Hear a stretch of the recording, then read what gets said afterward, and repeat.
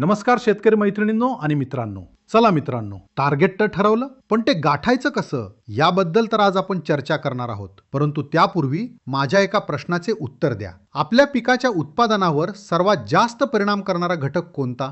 कोणी म्हणेल पाणी, कोणी म्हणेल खत, कोणी म्हणेल फवारणी. मित्रांनो, हे घटक तर परिणाम करतात, परंतु सर्वात जास्त परिणाम करणारा घटक म्हणजे योग्य वाणाची निवड.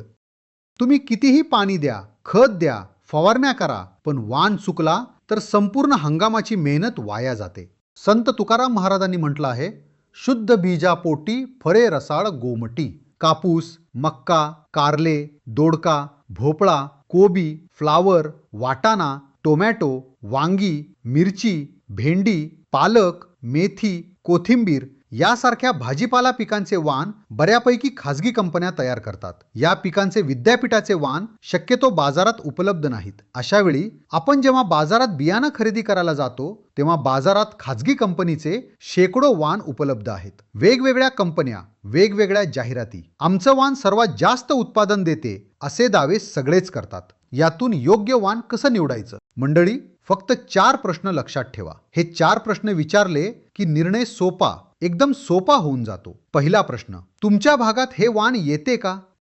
अहो, एखादं वाण दुसऱ्या जिल्ह्यात किंवा कंपनीच्या फार्मवर छान येत असेल, पण तुमच्या जमिनीत, तुमच्या हवामानात ते येतं का? तुमच्या तालुक्यातील जुने अनुभवी शेतकरी कोणते वाण वापरतात ते पहा. दुसरा प्रश्न, त्या वाणाची उत्पादकता खरंच किती आहे?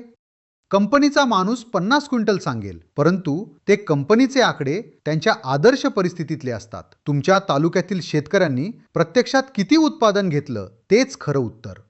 तिसरा प्रश्न, हे वाण कीड आणि रोगास प्रतिकारक आहे का?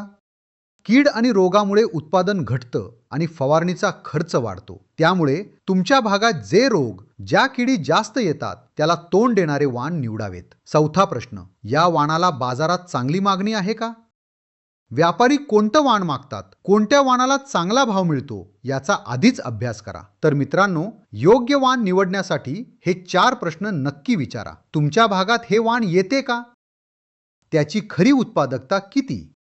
हे वाण कीड रोगांना प्रतिकारक आहे का? आणि सर्वात महत्त्वाचं, या वाणाला बाजारात मागणी आहे का?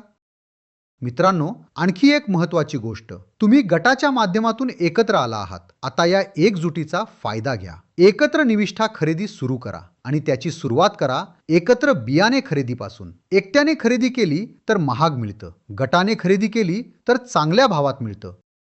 बचत होते, नफाही वाढतो. बचत आणि नफ्याचं मीटर आत्ताच सुरू करा, आपल्या बियाणे खरेदीपासूनच.